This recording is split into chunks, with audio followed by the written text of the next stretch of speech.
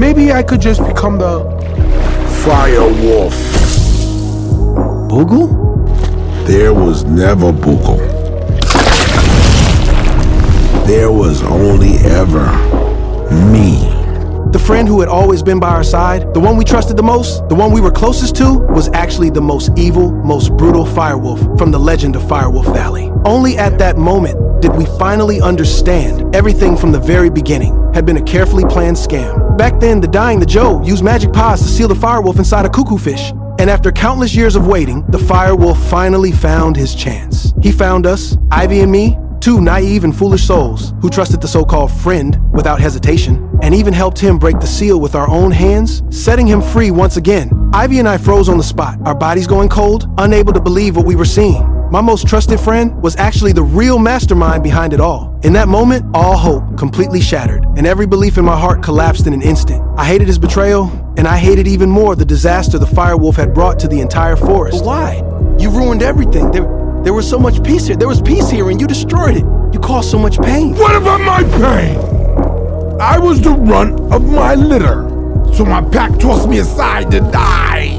And none of the other creatures wanted me around.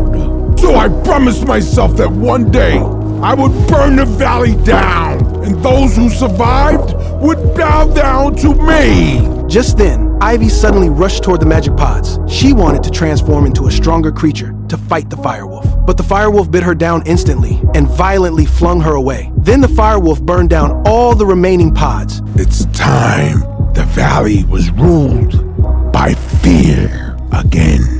Now fully revived, he clearly wanted to reclaim everything that once belonged to him. But I didn't abandon Ivy. I dragged my weak body, desperately pulling her, even though she weighed several times more than me, step by step, struggling toward Bird Mountain. For an entire day and night, I never stopped and I never rested. With nothing but sheer willpower left, I finally brought Ivy back to Bird Mountain. Ivy?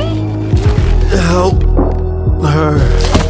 When we woke up the next day, both of us were safe and unharmed. We held each other tightly and finally understood one truth. True friendship never changes because of different species. Even if we were once natural enemies, we could still warm each other's hearts. But right then, ashes suddenly began falling from the sky. After regaining his freedom, the firewolf had fully revealed his cruel and evil nature. He burned down the entire valley. Now the forest was engulfed in flames and screams echoed everywhere. All living beings were facing total destruction, and Ivy finally managed to convince her entire tribe. Everyone decided to set out together to rescue the animals trapped in the sea of fire and send them across the river to Spruce Mouse Island, because that place had become the only safe refuge left. But how to cross the river became the biggest problem.